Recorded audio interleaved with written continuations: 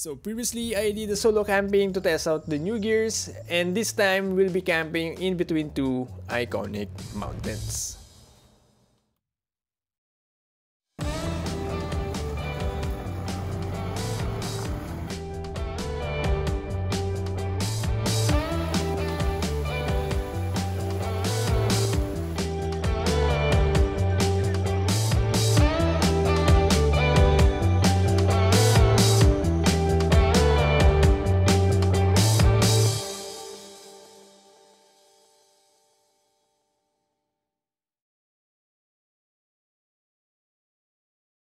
What's up guys, we're here and welcome to another car camping vlog.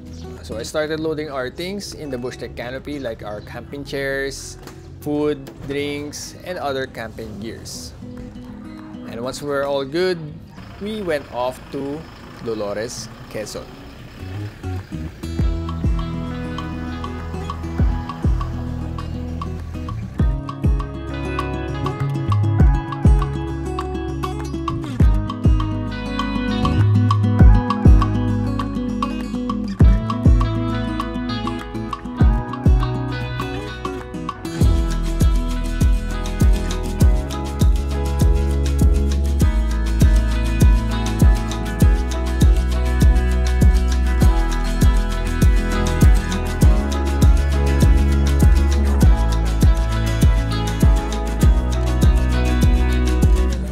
Talaga tayo dumaan dito ever since. Hindi nga.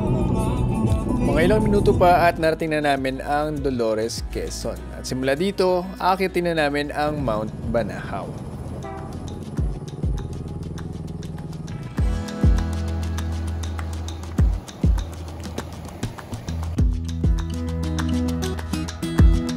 At syempre, nasa kabundukan na kami, so wala nang signal ng data. At yung Waze namin ay nagloko at medyo naligaw kami. So instead na kumaliwa kami dito, napadiretso kami sa bayan ng Kinabuhayan.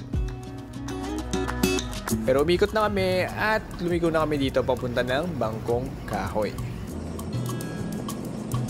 Makalipas ng 1 kilometro, off-road na.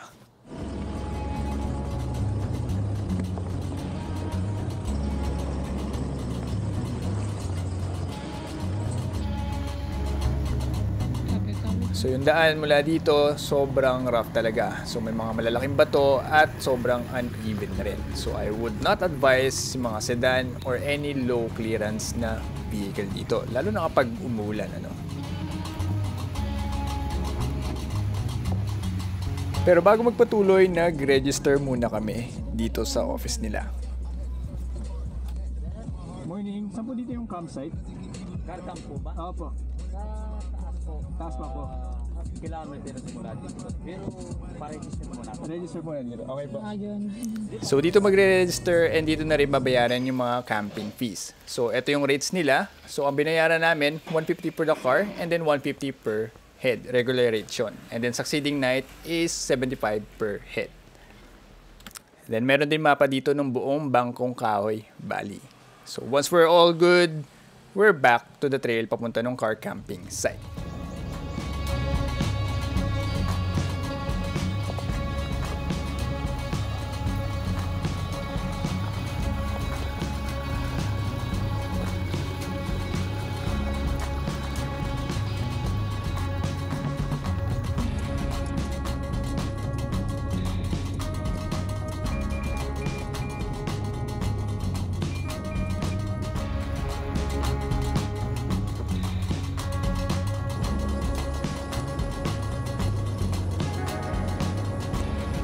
By the way guys, yung rough road na to is roughly 1 kilometer long. So simula doon sa may office, registration area, papunta sa car camping site. And yun nga, as mentioned earlier, mabato talaga siya, lalo na tong part na to. So I would not suggest na pumunta kayo dito with a low clearance vehicle like a sedan. So I think minimum would be a crossover, compact crossover. Kaya-kaya rin naman ng mga 4x2.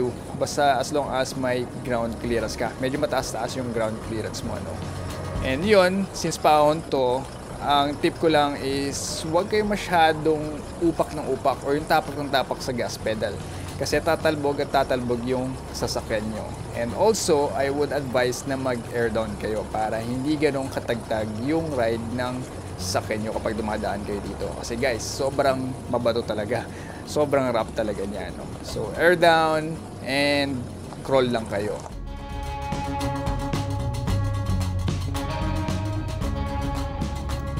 And after several minutes of crawling on rough road, narating na rin namin yung mismong car camping site.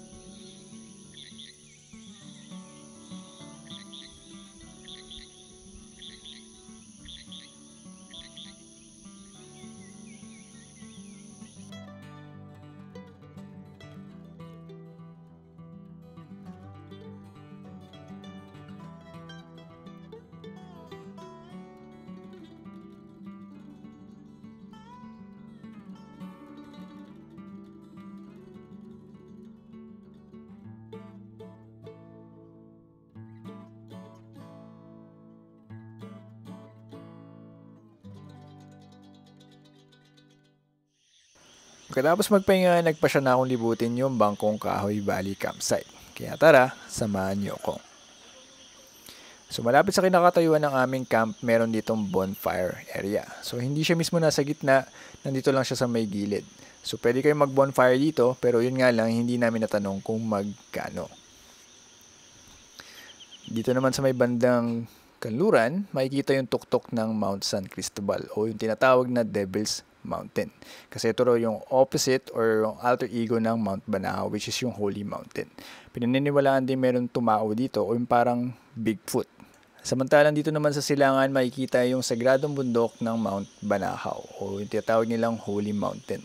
Dahil pinaniniwalaan ng mga lokal na yung tubig mula sa mga bukal nito ay nakakapagpagaling. Kaya naman tinatawag nilang holy water ito. Dito naman sa baba, sa harap lang ng aming campsite ay may basketball court.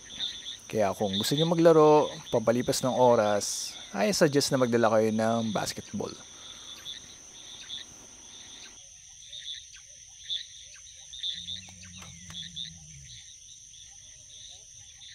Up further ahead, lagpas lang ng basketball court, ay yung watchtower ng Bangkong Kahoy, Bali.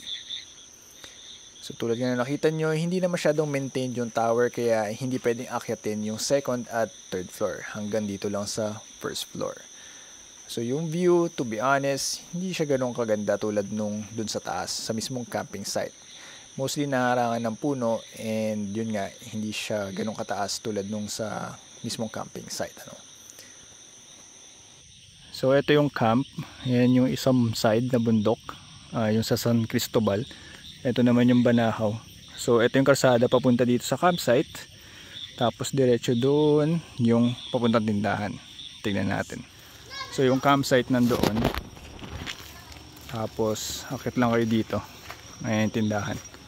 So ayan, isang tindahan dito, isang tindahan dito.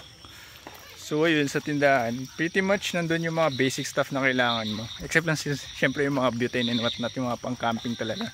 Pero foods, drinks, whatnot, andun, meron lahat. So kung kulang yung dala yung pagkain, akit lang kayo dito. Lakad lang, mga ilang minutes to? Wala pang 5 no? Wala pang 5 minutes na lakad mula dun sa camp. Alright, so ito naman yung CR tsaka toilet. So dalawa yan. Open space yung taas. Nakita ko na mula dito. But ito, yung camp nandun kami. So may daan dito sa gilid. And then, ito, CR. So silipin natin. Nandito na rin yung hugasan, lababo. Ayan. Peace. And then ito yung dalawang CR at shower. So toilet. Ito yung tubig mula sa bundok. So untreated water. Pero fresh naman yan, spring water. Ito. So open yung taas. Ayan. Ewan ko kung natanggal yung bubong, wala talaga yan. Wala talaga ata. But yan, all goods. Yan na yung banyo at CR, toilet. So bukod dun sa pinakita namin liguan, meron pa palang isang liguan dito. So yung malapit sa basketball court. So yung pagbaba nyo dito sa may kaliwa, pagbaba ng ramp, nandun yung liguan. Alright, so to stitch everything up, ito yung camp namin. Yung fire pit nandoon, yung viewing deck, yung view mo. So yung nakikita nyong body of water doon is yung sa Tayabas Bay na. So doon is Marinduque Island na. Natatabunan na ng bundok. So ito yung Mount Banahaw. And then yung sa peak sa San Cristobal, natakpan na ng puno. Tapos yung CR somewhere doon. And then sobrang lawak ng campsite. Yung tindahan somewhere along dyan. Paakit dun. Somewhere dun. Alright. Alright, so yun yung camp tour. Mag-offroading naman tayo ngayon, no? So, baka magtataka kayo, paano ko mag-offroading kung naka-setup na yung camp ko? Tignan nyo na lang.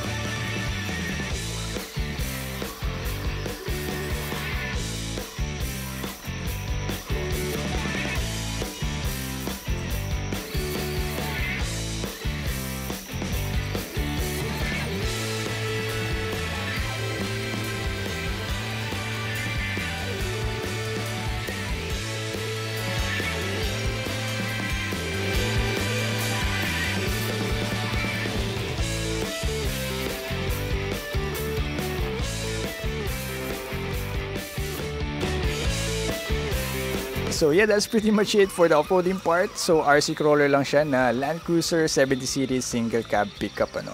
So nabili ko yan sa Lazada. If interested ka, ilalagay ko yung link sa description. For now, rig tour ulit tayo. Alright, so bigyan ko kayo ng quick setup tour kasi may mga bagay ako na hindi nabanggit nung sa last vlog ano, or last solo car camping vlog. So yan, kung mapapansin nyo, may nagbabalik. So binalik ko yung crossbars saka yung recovery boards. Kasi since pumunta tayo dito sa Mount Banahaw, nakita nyo naman yung paakyat is patrail. Nagdala na ako para sigurado, just in case na kailangan ko. Okay na yung dalin mo tapos hindi mo gagamitin, kaysa naman kung kailangan mo tapos wala dyan, GG ka. So yan, dinala ko yung recovery board. Dala ko siya last time. Ang problema, ginamit ko siya, diba? Umulan. Ngayon, yung recovery board may putik. Nung nilagay ko ulit sa likod, dumumi yung top mat na bed mat. So, sabi ko, sige, balik natin yung crossbars para doon ko na lang siya ilalagay. Ang in-adjust ko lang, itong likod na crossbar, dapat 5 inches further backward yan eh. Pinorward ko siya kasi yun nga, tumatama na siya sa RTT. Hindi ko naman din pwedeng usog tong RTT way back kasi magkakaroon na ng gap dun sa likod. Kailangan din ma-adjust yung awning. Kung hindi mo rin inatas yung awning, tatama naman yung likod niya, yung 270 dun sa RTT. So, yan yung mga adjustments na ginawa ko. So, nilabas ko yung RTT, tapos inurong ko yung buo. Lahat ng nakapatong dito sa crossbar ng canopy, ng Bushtec canopy, inatras ko. So, yun yung mga adjustment na ginawa ko para maibalik ko to. Pero ideally, dapat yung mga crossbar na ilalagay nyo, kung ganito yung setup gagawin nyo, yung maiksi lang. Ito kasi may extrusion pa siya dito sa gilid, kaya tumatama siya dito. Pero wala pa naman tumutulong tubig dito. Yung sa likod yung medyo meron kasi nagkaroon ng onting gap. Kasi natras ko nga lahat to. Dahil yung recovery board tatama dun sa RTT. But yun, I think yung Mammoth crossbars ni Overland Kings, yun, may iksi yun. Hanggang dito lang siya. So ideal kapag gantong RTT yung ginagamit nyo. Awning. So pakita ko sa inyo yung gap dito sa likod. Ay makikita nyo may gap. Kasi kailangan dapat etong huling kamay ng awning or yung beam hindi tatama dito sa RTT. So ngayon hindi siya tumatama, pero kapag nakaligpit kasi yung RTT, yung fastener or yung buckle nung fastener tumatama dun sa beam. So ngayon, for example, tatambay kami somewhere na hindi ko isi-set up yung RTT, ito lang awning, tatama siya dun. Hindi namin may stretch to. Baka magkaroon lang ng additional stress somewhere else. So ayaw namin mangyari yan. Kaya yan, deal with the gap. So mas lumakas lang yung tulo ng tubig dito, pero okay lang. That's the trade-off. Yeah, tapos yung Bushtec canopy, na-try ko na to i-pressure washer. Walang pumapasok na tubig. Siyempre yung ganyang kalayo na buga, hindi yung ganyang kalapit. So wala naman pumapasok na tubig ano. Tapos may hindi ako naturo last time or hindi na mention. So kung makikita nyo, may parang square dyan. Ito. Yan. So yan yung pasukan ng mga wirings mo. Like for example, meron kang power setup dito, yung inverter mo and whatnot. Tapos may kable ka papunta sa solar panel mo. Doon mo pwedeng idaan. Hindi mo na kailangan magbutas dito sa canopy mo. Or kaya kung meron kang light setup dito sa mga crossbars mo, like for example dito sa harap, meron kang pang roof rack or ito crossbars, tapos may mga ilaw ka dito. Yan, pwede mong idaan doon para wala nang bubutasin dito sa canopy mo, no? So that's another cool feature ng Bushtec. What else? Dito tayo sa likod. Kung gusto mo talaga sobrang waterproof na Bushtec, bili ka nung nilalagay dito, parang kanal. Kasi currently, pag sinarado mo to, mapapansin mo may gap pa yan. Lalo na kung medyo maliwanag pa dito or may ilaw sa loob, mapapansin mo may ilaw na lumalabas dito. So not completely sealed siya, no? Ito lang talagang taas. So kung gusto mo talaga na watertight, lagyan mo dito ng harang. Parang tulad dun sa Top Flip Ultimate na compatible sa sports bar, meron siyang parang harang dito. Ayun. Pero to waterproof naman yan, tulad ng sabi ko nga kanina. So yeah, pretty much same setup tulad nung sa previous videos. Dinagdag ko lang yung crossbar saka yung recovery board para ilagay ko doon. Kasi yun nga, trail pocket dito. Ayoko din ilagay yung maduming recovery board doon sa loob.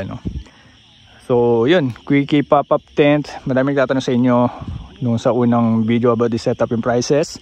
Yung quickie pop-up tent is 92 ata or 97. Then yung 270 freestanding awning Adventure Kings is 55k. Bush Tech is 195. Separate pa yung accessories. Nakalimutan ko na yung actual prices ng mga accessories. It ranges somewhere around 10 to 15, 16k. Yung table, yung ammo box holder, yung cupboard, tapos yung table cover. So yun, check nyo lang yung website ni Overland Kings. Or i-message nyo sila sa Facebook page nila, magre-respond naman sila. If not, message nyo ako para ma-bump ko sila. Kasi sila talaga nakakaalam ng prices and nag-update naman yung prices. So mas mainam, ask them directly kaysa sa akin. Yung pala, kapag bibili kayo kay Overland Kings, gamitin nyo yung discount code na OKWAZAP. OKUAZAP para may discount kayo. Para lower than SRP. Better than nothing. At least meron kayong discount. Yun, okay, what's up? Gamitin nyo. Ito naka-display dito. Tapos kung bibili naman kayong mga okay lifestyle merch, yung mga t-shirts, yung mug, etc. Basta yung Overland Kings merch, free shipping yun kapag ginamit nyo yung code na yun. Alright. So yeah, that's pretty much it. Yan yung tour setup natin for now. Sa similar setup pa rin tulad nung last time sa solo car camping ko. Yun lang nadagdag ngayon. Yung recovery board tsaka yung crossbars binalik ko kasi trail nga yung pocket dito sa may Bangkong Kahoy Valley. Yeah, magdi-dinner na tayo, hintayin na lang natin yung sunset.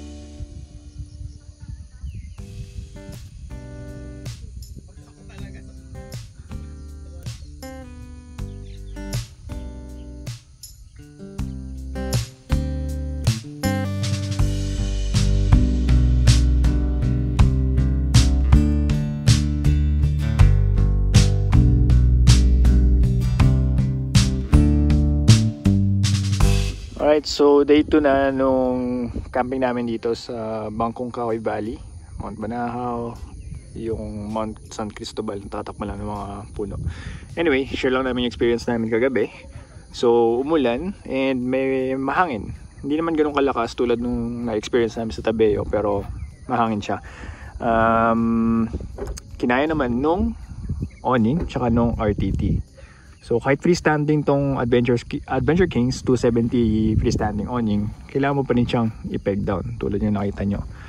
So yan, naka-peg down siya. Hinayaan namin siya kagabi. Wala namang sira ngayon, all goods. And of course yung RTT okay rin. Ang problema lang etong tali. So kapag mahangin, tumatama yan dito sa yung shell niya, tapos yung strap dito sa mismong canvas niya, yung ripstop na canvas. So medyo maingay kapag mahangin. I'm not sure kung meron yung sinasabitan, pero sa nakikita ko parang wala. So hanapan nyo na lang ng paraan paano nyo siya i-secure para kapag mahangin, yun nga, hindi maingay, hindi siya tumatama dito. So yun lang naman yung naging problema namin dun sa RTT. And yung material naman niya, yung canvas, hindi rin naman masyado nagpa-flap. So goods, okay siya. Yun, what else? Pretty much, that's it. Ito din pala, hindi ko na sure nung kahapon. Meron nabibili sa Lazada. Ito actually originally sabitan siya ng yung sa triangle na rack para sa mga kainan mo, lutuan, whatnot. So ito nakita nyo na, kung napapanood nyo na yung mga previous car camping vlog, nakita nyo na ito ginagamit ko as sabit na talaga ng ilaw. Pati dun sa lumang awning ko, yung mga bilog na poles. So pwede ito i-clip on doon. And pwede mo nasabitan ng ilaw or kung anong kaya ng awning mo. So yan, dito, sinasabit ko siya dito. Yan. I'm not sure kung sabitan talaga ng ilaw to nung Adventure Kings awning. But yan. Yun, that's pretty much it. Ito, first time nyo matulog sa RTT.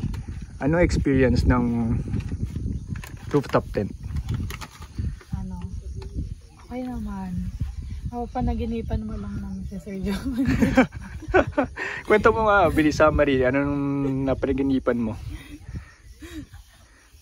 Kasi kahapon, sobrang lakas ng hangin. Oo. So, yung awning, rinig mo, diba? Oo. Dun sa, kahit naman nasa loob ng kotse, rinig mo yun. Oo. Tapos, nagigising-gising ako. Tapos, napanaginipan ko pagkagising daw namin, pagkalabas namin ng RTT, nasa na kami? Nasa yun? car show or exhibit. Exhibit kami. Yun pala, prank lang. Kaya pala may tumutunog. Binabiyahe na pala kami papunta sa exhibit. Habang nakatulog sa RTT. Shout out Sir Joel. Yung mga napapaginipan nito. But yun, okay na okay sa kanya yung sa RTT. So makapal nga yung mattress nun. Nalimutan ko yung exact na sukat, pero parang more than 5 mm ata yun. Basta makapal, ganyan kakapal siya. Again, 15 cm ba o 15 mm ata. Ewan ko, check nyo na lang sa website.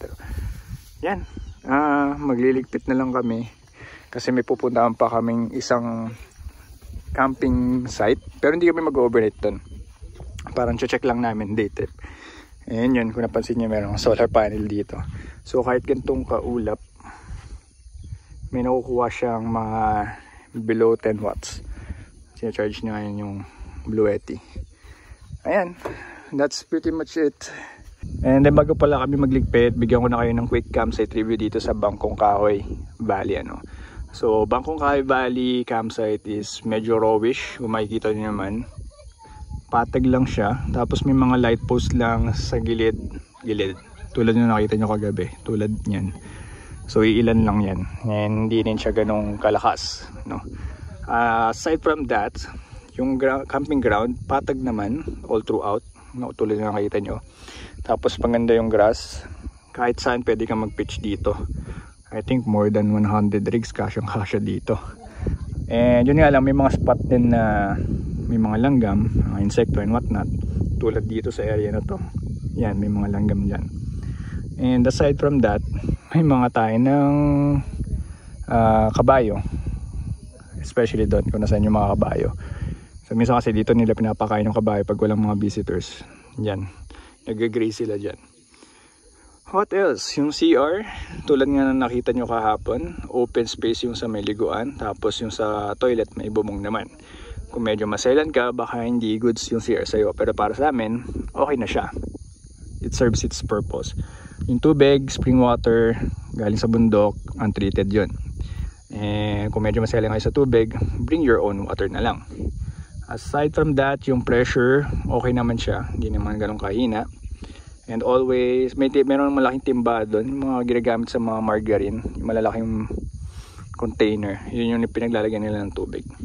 Aside from that, ayan, kabundukan dito, kabundukan doon. Dito sa umaga madaming ibon. So kung gusto mo yung tipong yung ganong sounds, doon ka sa area na yan. At kung gusto mo malapit sa CR, doon ka sa area na yan. Kaya sila karamihan nandyan nga nakapwesto. So kapag nakapwesto ka dito and doon, medyo malayo na sa CR. So yeah, temperature ranging from 24 degrees. Madaling araw sabihin natin baka umabot siya ng 17, kasi yun yung feeling ko pagising ko nung kanina umaga. Sobrang lamig, siguro mga 17 degrees Celsius. Pero ngayon nasa 25. And siguro hanggang hapon na yan. Or sabihin natin sa mga saote, baka nasa 26 or 27 to 28, 26 to 27 or 28. And of course, dadalhin nyo yung sarili nyo yung basura, iuwi nyo yan. Kasi walang tapunan ng basura dito. Ano? Yan. Wala kayong makikita basurahan dyan. So, bring your trash, leave no trace behind. Ito nyo naman, napakaganda ng campsite. Preserve na preserve siya. Huwag natin babuin. Ano? So yeah, that's pretty much it for this car camping trip dito sa Bangkong Kahoy Valley sa Dolores, Quezon. And we're gonna pack up. Alright, so kahapon di kami nag-air down paakyat. So sobrang tagtag. So currently naka 35 lahat ng gulong ko. Kaya ayun, ang tagtag. Yung mga gamit sa likod nagsisital-silan na. So babawasan ko lang ngayon, siguro try ko mga 30 or something para medyo malambot yung gulong ano. And yung pa pala, isa pang i-check nyo before and after kayo mag-trail or any other overlanding trip is i-check nyo lahat yung mga bolts ng awning tsaka RTT nyo. Tignan nyo kung lumuwag or what not. Make sure to double check them, baka mamaya kasi habang bumabiyahe kayo or pauwi na kayo, dun kumalas. So check nyo lang yung mga bolts ng RTT nyo. Alright, so pack up na and then uwi na tayo. Or hindi, punta pala tayo landing point. Libutin natin tong paligid ng Mount Banahaw. Alright, air down lang.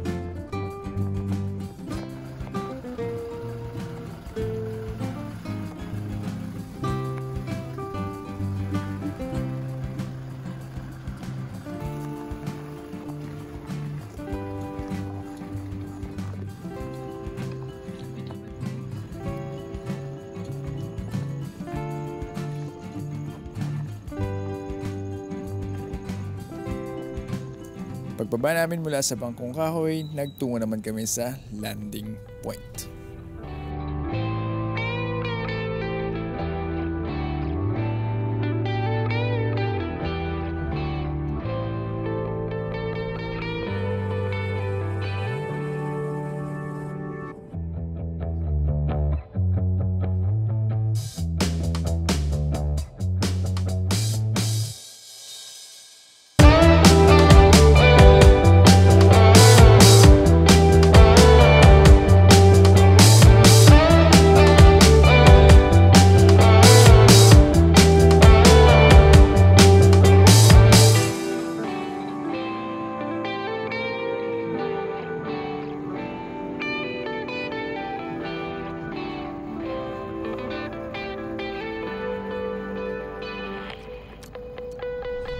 Alright, so nandito kami sa landing point.